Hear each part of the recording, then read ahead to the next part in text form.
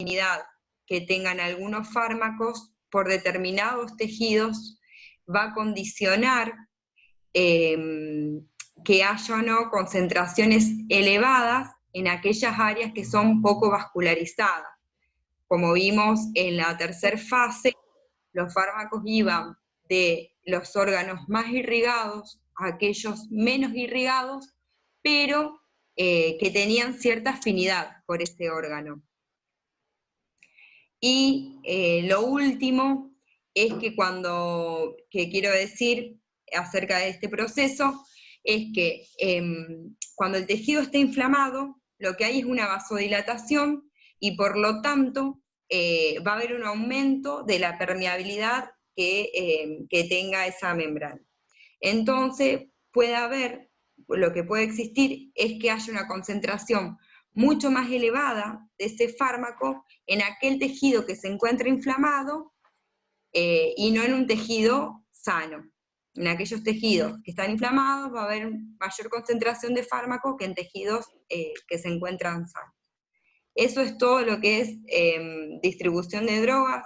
Es muy cortito porque a nivel podológico no hay mucho. Lo que es más de incumbencia, como dijo Roberto, es bueno, los de vía de administración, que es sencillo. Después nos queda ver lo que es metabolismo y excreción, y ya después nos vamos a poner más con temas más relacionados con la podología, la piel, más de incumbencia podológica. Si alguien tiene alguna pregunta que quiera hacer, o si Roberto quiere agregar algo que considere importante, yo no lo mencioné. Bueno, resumiendo un poco lo que hemos hablado hasta ahora, podríamos decir que la distribución tiene dos etapas bien claras. Una, el fármaco es llevado desde la sangre hacia los órganos que se equilibran rápidamente con ella, proceso fundamental y que lleva aproximadamente entre 15 y 30 minutos.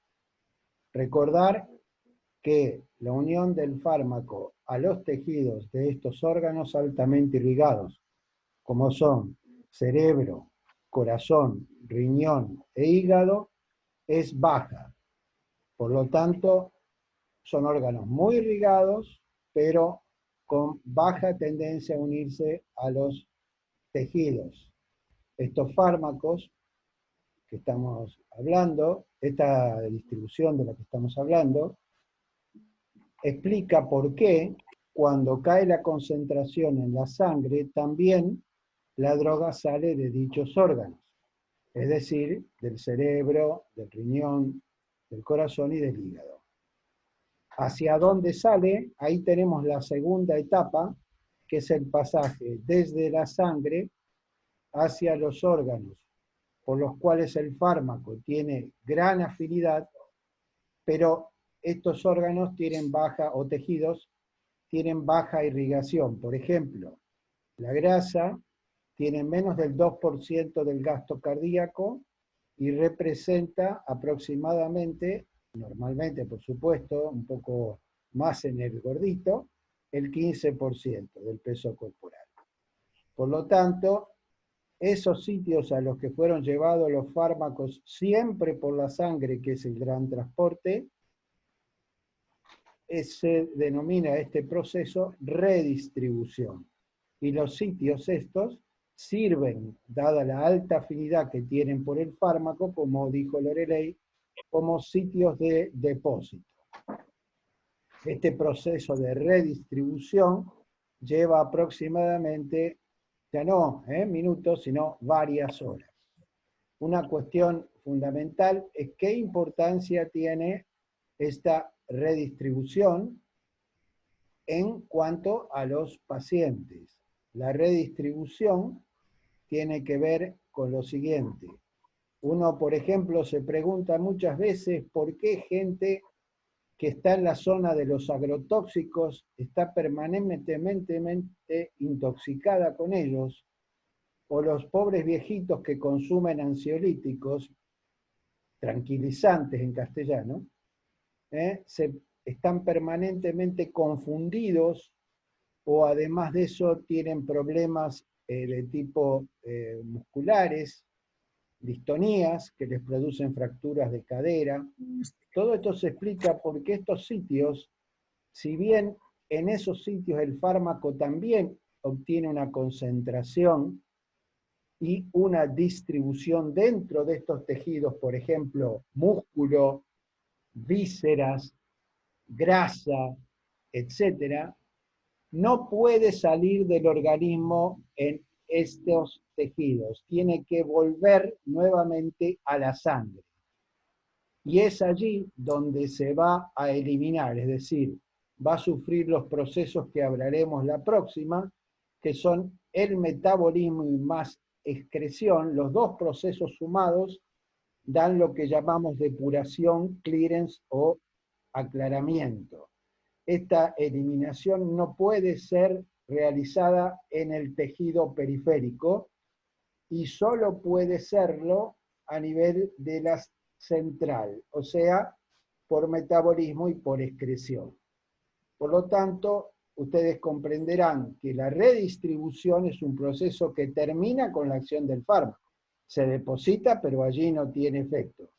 Y en segundo lugar, que esto que estoy contando, que es la vuelta del fármaco del sitio periférico donde se deposita a la circulación general, hace que si un paciente anciano tomó un medicamento para tranquilizarse y este se deposita en la grasa, de la grasa va a volver a la circulación y va a mantener permanentemente intoxicado al paciente.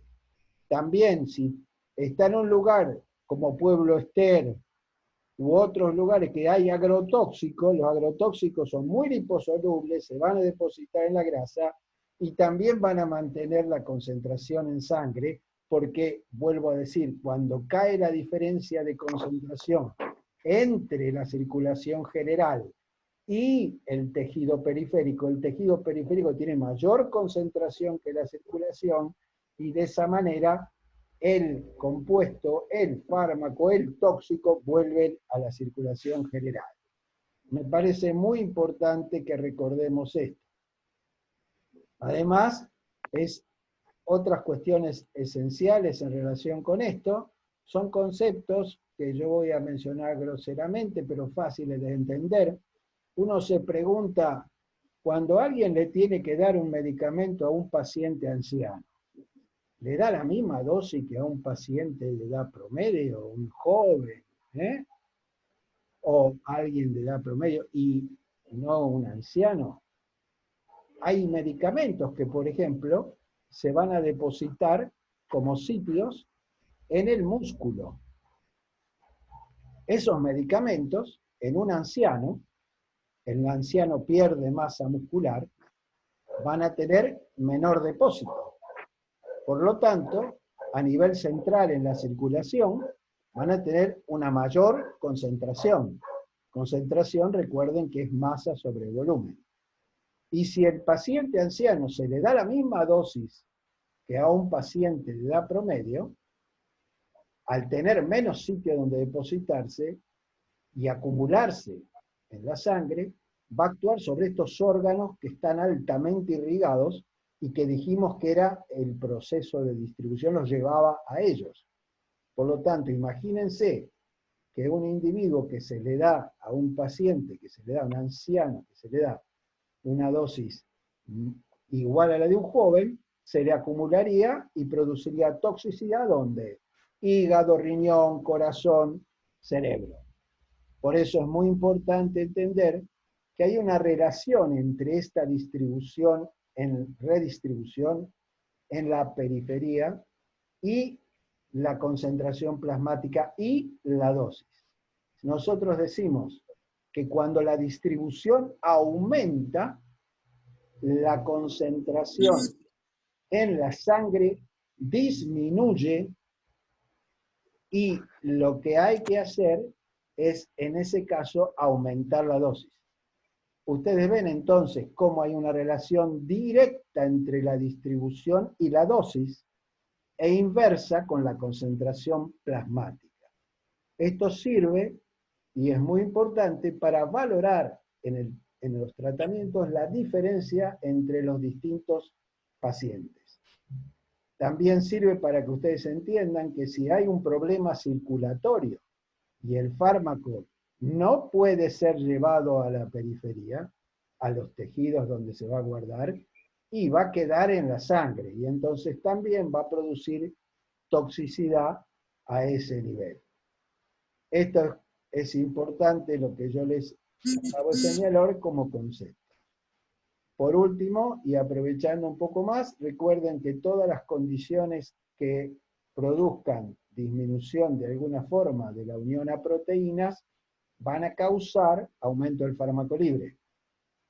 En ese sentido, podemos decir cuestiones relacionadas con la distribución.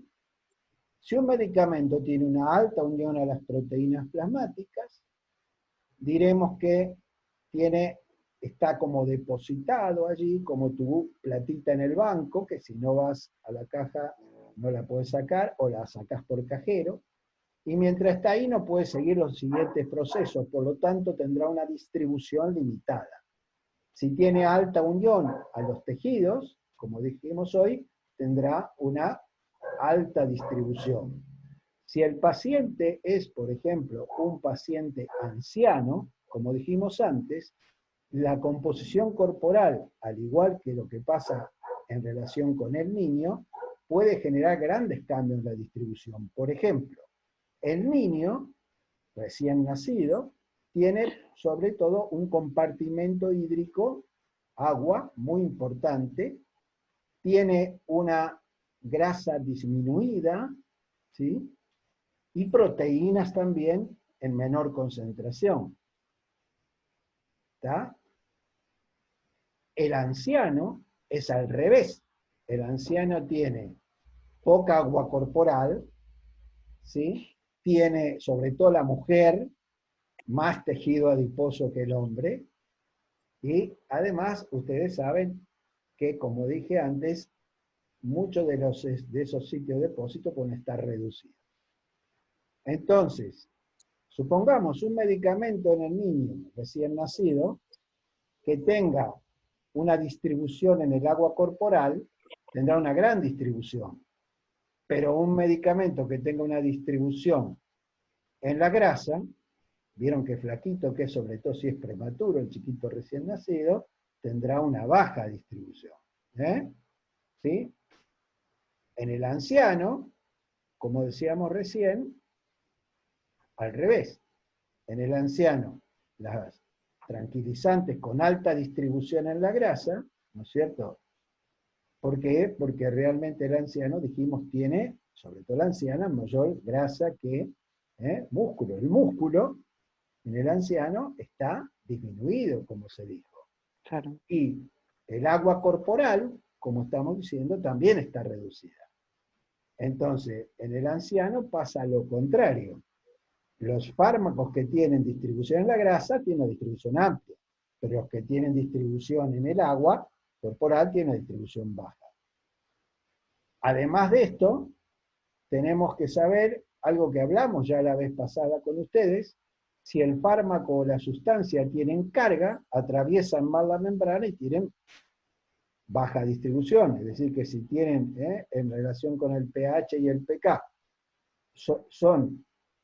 predomina su forma cargada, estos medicamentos no podrán atravesar con facilidad la membrana, su distribución será baja. Si son liposolubles, como las membranas celulares tienen lípidos y proteínas, atraviesan bien y su distribución será amplia. Las enfermedades como por ejemplo, la enfermedad renal, pueden modificar la distribución por cambios en el pH, pero también por cambios en la unión a proteínas. Por ejemplo, en el caso de la enfermedad renal que llamamos insuficiencia renal crónica, se modifican químicamente la unión fármaco-proteína, hay menor afinidad y hay más fármaco libre. El riñón que no funciona hace que se acumulen ciertos compuestos endógenos que desplazan a los fármacos de la unión a proteínas. Y además estos pacientes cada tanto tienen problemas como deshidratarse o sobrehidratarse. Si se sobrehidratan, y bueno, queda más agua que proteína. y si se deshidrata, más proteína que agua. Y esto también cambia el fármaco libre, que es, como dijo Loreley, el único fármaco activo. Todas estas cuestiones, que ahora las señalo para que las recordemos: enfermedad, entonces, composición corporal, pH y pK, unión a proteínas, unión a tejidos, esto es muy liposolubilidad, son muy importantes porque condicionan que haya distinta concentración de fármaco libre, y si hay distinta concentración de fármaco libre, recuerden que el único fármaco activo es el fármaco libre. Para finalizar, me parece también importante resaltar en interacción en la unión a proteínas lo más importante. Ya escucharon a Loreley con los dos tipos de proteínas que tenemos. La albúmina, que tiene 3,7 a 4,3 gramos por 100 mililitros, es la más abundante, es poco frecuente que se sature. Y la glicoproteína alfa-1 ácida, que tiene 0,8 gramos por litro, es más frecuente que se sature. Y lo que debe recordarse es que existe interacción entre los medicamentos y otras sustancias que no son medicamentos en ese sitio, en donde está unido el fármaco a la proteína, en ese sitio de depósito. Y que los conceptos fundamentales con respecto a eso, para hacerlo rápido, serían que, en primer lugar, si yo tengo dos fármacos unidos a la proteína, va a haber uno de ellos que va a ser desplazado de la proteína por el otro. ¿Cuál va a ser el fármaco que va a desplazar al otro? Es ese que ocupa en la proteína el mayor porcentaje de sitios de unión. Significa que la proteína, cada molécula de albúmina, tiene como dos asientitos. Cada uno de esos dos asientitos es el lugar que puede ocupar el fármaco y se llaman sitios de unión. El fármaco que ocupe mayor porcentaje de esos sitios de unión desplazará al que en el colectivo viene parado, el que no se sienta casi, que se apoya en el colectivo, que sería la proteína. Entonces, el fármaco con alto porcentaje unido será desplazado por el fármaco que ocupa un alto porcentaje de sitios de unión. Repito, para entender esto, uno tiene que pensar que el fármaco que tiene un alto porcentaje unido está apoyado en la proteína, viene parado en el colectivo, y que el fármaco que lo desplaza ocupa un alto porcentaje de esos banquitos que llamamos sitios de unión. Imagínense un partido de Central y Newell's parado en el colectivo, una avalancha, ¿quién se va a caer? Se van a caer los que estén parados, obviamente, no los que estén sentados. Entonces es así como el fármaco, repito, que tiene un alto porcentaje de sitios de unión ocupados, desplaza al que tiene un alto porcentaje unido. Una vez que se produce este desplazamiento, aumenta la fracción libre del fármaco desplazado, el cual va a ser un fármaco que el hígado, que es la usina metabólica del organismo, como vamos a ver la próxima, lo va a metabolizar lentamente. Un medicamento va a necesitar pasar de este tipo, va a necesitar pasar por lo menos para ser eliminado del organismo unas 5 veces. Es decir, que en cada vez que pasa por el hígado se va a eliminar un 20%. Entonces, si el medicamento desplazado es de este tipo de medicamento de eliminación lenta, va a permanecer mucho tiempo en el organismo. Y por último, imagínense que hubiera estado unido este fármaco que fue desplazado un 98% a la albúmina, y que ahora es desplazado un 2%, y que la concentración en la sangre aumenta de fármaco libre un 2%. Está tan cerca el llamado espacio que hay entre la dosis del medicamento que produce el efecto que se busca, el efecto, supongamos, anticoagulante, y el que produce la hemorragia, que un poquito que aumentó la concentración en la sangre, basta para que se produzca la hemorragia y la muerte del paciente. Entonces, resumiendo, cuando una interacción a nivel de las proteínas es significativa, y esto lo podemos resumir de la siguiente manera: cuando existe un fármaco con alto porcentaje unido a la proteína. Remárquenlo, anótenlo en sus cuadernitos. Cuando existe un fármaco con alto porcentaje unido, que es el fármaco que va a ser desplazado. ¿Quién lo va a desplazar? El fármaco que tiene un alto porcentaje de sitios de unión ocupados. El aumento, esto genera un aumento de la concentración de droga libre. Y acuérdense el ejemplo que les di de la avalancha en un día de partido de Central y Ñublense. Y una vez que aumenta ese fármaco, que ahora esa fracción libre, va a durar mucho tiempo en el organismo, porque el hígado lo metaboliza muy lentamente. Entonces, eso aumenta el riesgo de un efecto potencialmente fatal del fármaco. ¿Cómo se llama esto de que el hígado lo elimina lentamente? Se le llama este tipo de fármacos de baja extracción hepática. Significa que son metabolizados muy lentamente por el hígado y lo hacen las enzimas hepáticas, que son proteínas con función metabólica, proteínas especializadas. Y por último, ¿cómo se llama este margen estrecho? Que no puedo ahora tener cámara para mostrárselos, que existe entre la dosis que produce el efecto que se busca, por ejemplo, anticoagulante, y la dosis que mata por hemorragia, se llama índice terapéutico.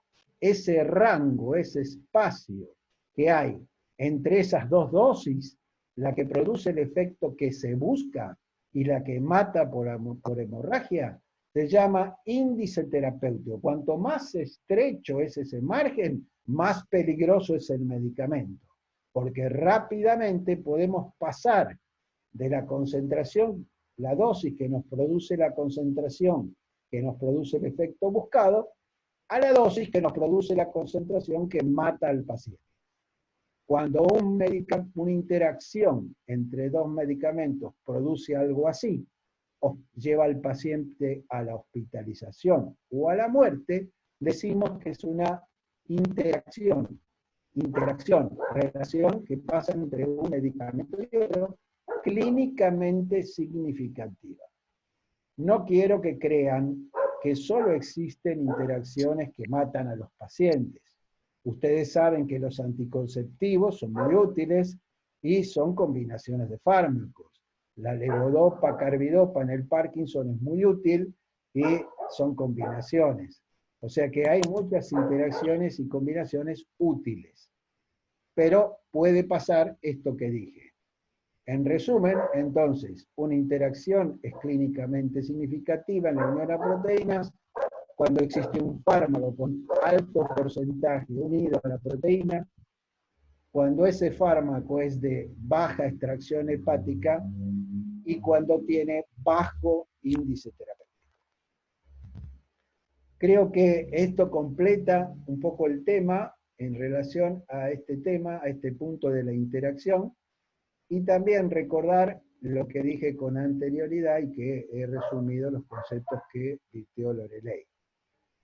Como ya con lo que había dicho Loreley nos queda un margencito de tiempo, estoy dispuesto a contestarles cualquier duda que tengan al respecto de lo que dije recién. ¿Hay alguna?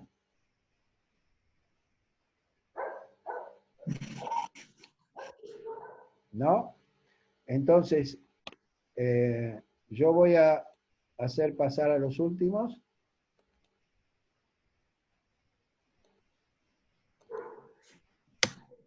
A ver, yo no, voy a ver si puedo mostrarles el índice. No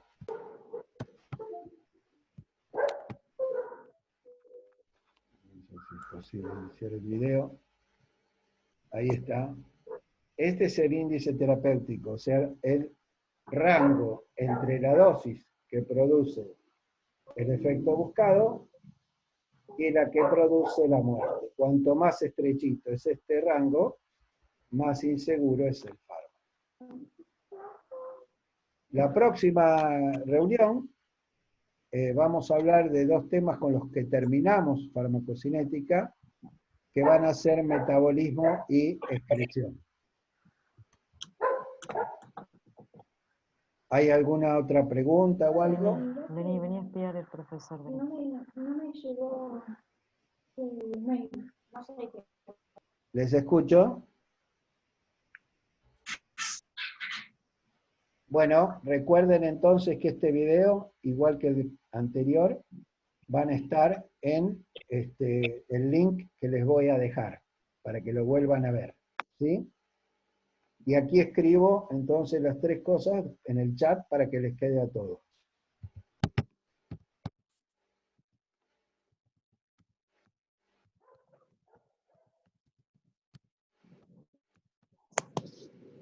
En los últimos minutos.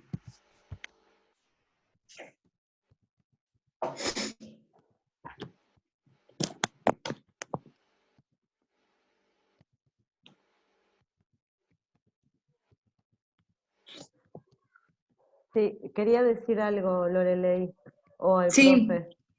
No, es que por ahí acá se corta o no se escucha bien. Yo no agarré el principio de la clase, por eso me quedan muchas Va a dudas. quedar Sería grabado. mucho lo que tengo que preguntar. Va a quedar Claro, grabado. lo voy a mirar de nuevo. Mírenlo. Bueno, cualquier cosa me escriben, tienen mi mail y están los power, está bastante resumido todo.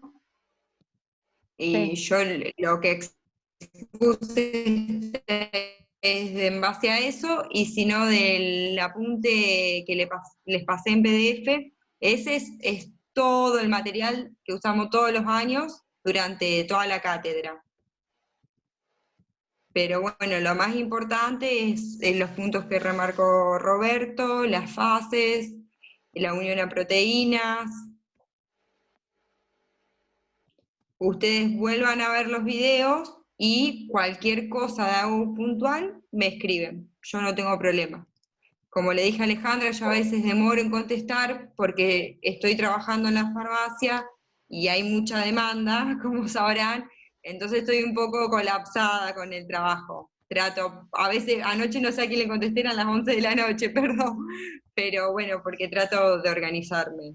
Y eso que no estoy haciendo el consultorio, sino estoy todo el día con las dos cosas. Recuerden, ahí, Ahí Roberto ahí le les marcó. pasé lo esencial, ahí se los pasé, para que se acuerden cuándo una interacción puede llevar al paciente a la internación o a la muerte. Y les cuento que ustedes habrán visto o habrán tenido algún conocido que alguna vez tuvo, por ejemplo, un gran quemado, a veces un problema renal como el síndrome nefrótico, o las proteínas que se pierden por el estómago. Todas estas cosas que reducen, o los desnutridos, que reducen el ómnibus al que se une el fármaco, aumentan la concentración de droga. Yo estoy dispuesto también a contestarles como si me escriben a mi mail, y si no, les quiero que por favor lean el tema antes, por lo menos que lo lean, no les pido que lo estudien, el tema que vemos la próxima, yo lo voy a explicar, porque es un tema que quiero charlar bien con ustedes, que va a ser metabolismo y excreción. Excreción lo pueden estudiar porque es sencillo, pero metabolismo solamente léanlo para poder empezar conmigo el tema. Perdón, en el virtual están todos los power, yo los subí. Perfecto. Ah, en el campus. Sí, no sé, porque no lo sé manejar muy bien, pero hay una carpeta que están todos, el de absorción, distribución, metabolismo y excreción.